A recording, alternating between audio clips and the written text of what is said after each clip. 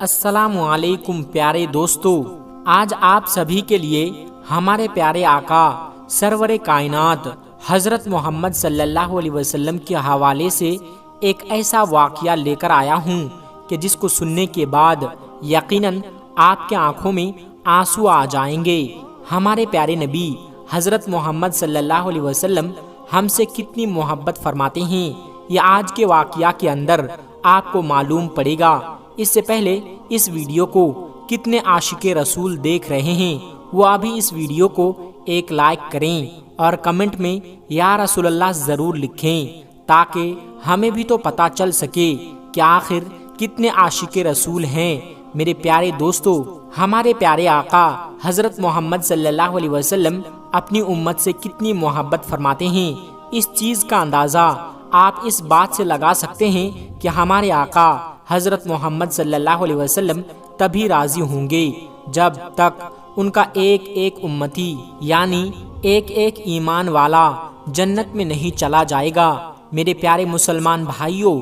روایت میں آتا ہے کہ ایک مرتبہ نبی کریم صلی اللہ علیہ وسلم قرآن شریف کی تلاوت کر رہے تھے اور تبھی آپ کے سامنے دو ایسی صورتیں آئی کہ جن کو پڑھنے کے بعد آپ کی آنکھوں میں آنسو آ گئے۔ میرے مسلمان بھائیوں، ہم سب جانتے ہیں کہ جو سچے دل سے قرآن پاک کو پڑھتے ہیں ان کی آنکھوں میں آنسو آ جایا کرتے ہیں، یعنی ایسی ایسی باتیں قرآن مجید کے اندر کہی گئی ہے عذاب کے حوالے سے کہ جس کو سن کر یقیناً روح کانپ جاتی ہے۔ لیکن افسوس کا مقام ہے ہمارے لیے، ہم قرآن پاک کو پڑھتے ہی نہیں۔ جب تک ہم قرآن پاک کو پڑھیں گے نہیں تو ہمیں معلوم کیسے پڑے گا کہ اصل میں قرآن پاک میں لکھا کیا گیا ہے۔ دنیا والے تو قرآن مجید کو پڑھ کر کے ہدایت پا رہے ہیں اور ہم مسلمان ہو کے قرآن پاک کو ایک الماری میں سجا کر رکھ دیتے ہیں۔ یہ بڑے ہی افسوس کی بات ہے۔ پیارے آقا حضرت محمد صلی اللہ علیہ وسلم کو ناراض ہم کر رہے ہیں،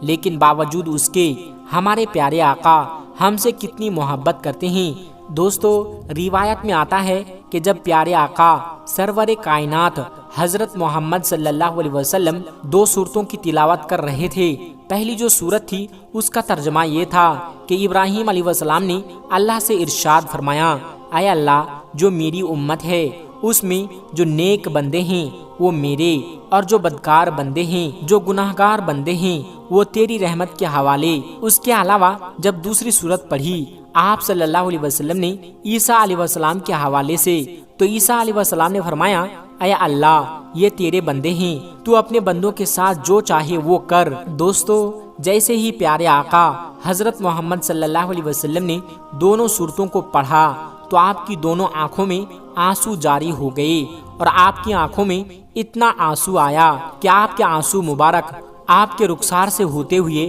آپ کی جھولی میں گرنے لگے۔ دوستو، ہم سبھی اس چیز کو جانتے ہیں کہ ساری کائنات میں اگر سب سے زیادہ اللہ تبارک و تعالی کسی سے محبت فرماتا ہے تو وہ اپنے محبوب سے محبت فرماتا ہے، اور یقیناً اپنے محبوب کو وہ روتا ہوا نہیں دیکھ سکتا، اپنے محبوب کو غم زدہ نہیں دیکھ سکتا۔ یہ پیارے آقا سرور کائنات حضرت محمد صلی اللہ علیہ وسلم کی شان ہے۔ دوستو، جیسے ہی پیارے آقا کی آنکھوں میں آنسو آئے اور لگاتار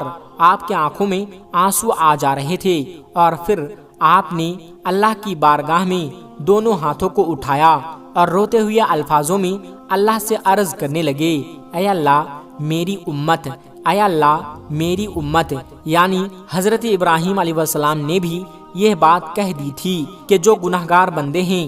اے اللہ وہ تیری رحمت کے حوالے ہے، اور جو نیک بندے ہیں، جو صالح بندے ہیں وہ میرے ہو گئے۔ یہاں تک کہ عیسیٰ علیہ السلام نے یہ بات کہہ دی کہ اے اللہ، یہ تیرے بندے ہیں اور تو جو چاہے وہ کر۔ ان باتوں کو پڑھنے کے بعد آپ کی مبارک آنکھوں میں آنسو آ گئے تھے، اور آپ اپنی امت کے لیے غم میں رونے لگے اور اللہ کی بارگاہ میں عرض کرنے لگے، اے اللہ، میری امت، اے اللہ، میری امت، اے اللہ، میری امت، میری امت کو معاف کر دے۔ تبھی اللہ تبارک و تعالیٰ نے ارشاد فرمایا، اے جبرائیل، جا کر میرے محبوب کو سلام کہنا اور ان سے جا کر پوچھو کہ وہ کیوں روتے ہیں۔ میرے پیارے بھائیوں، یہ وہی پروردگار ہے جو سارے کائنات کا مالک ہے، جو ہمارے رگوں سے بھی قریب ہے، جو ہمارے دلوں کی باتوں کو بھی جانتا ہے، جو ہم کرنے والے ہیں ہر اس چیز کو جانتا ہے۔ کہنے کا مطلب یہ ہے کہ اللہ ہر شے کے اوپر قادر ہیں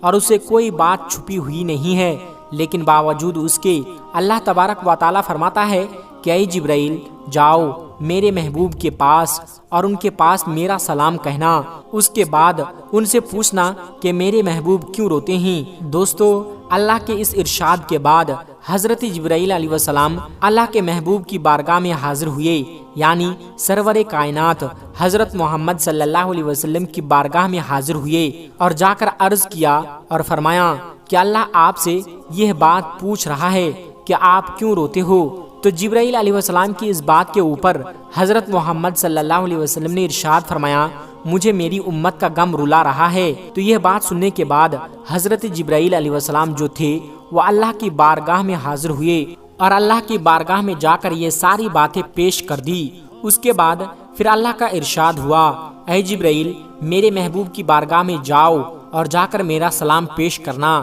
اور ان سے جا کر یہ بات کہنا کہ گھبرانے کی ضرورت نہیں ہے، ان کو اتنا زیادہ نوازا جائے گا کہ وہ راضی ہو جائیں گے۔ تو حضرت جبرائیل علیہ السلام اللہ کے محبوب کی بارگاہ میں حاضر ہوئے اور جا کر سلام عرض کیا اور پھر اللہ کا پیغام سنایا اور یہ بات کہی کہ اللہ آپ کو سلام کرتا ہے اور اللہ کہتا ہے کہ امت کا غم اگر آپ کو ستا رہا ہے تو اس کے لیے آپ کو پریشان ہونے کی کوئی ضرورت نہیں، آپ کا رب آپ کو اتنا نوازے گا کہ آپ راضی ہو جائیں گے۔ میرے مسلمان بھائیوں، دیکھیے کس طریقے سے اللہ نے اپنے محبوب سے محبت فرمائی۔ کہنے کا مطلب یہ ہے کہ ایک ہی آیت کے اندر 3 مرتبہ آپ کا استعمال کیا گیا۔ آپ کا رب آپ کو اتنا نوازے گا کہ آپ راضی ہو جائیں گے، اور یقیناً ہمارے پیارے آقا حضرت محمد صلی اللہ علیہ وسلم تب تک راضی نہیں ہوں گے جب تک ان کا ایک ایک امتی ایمان والا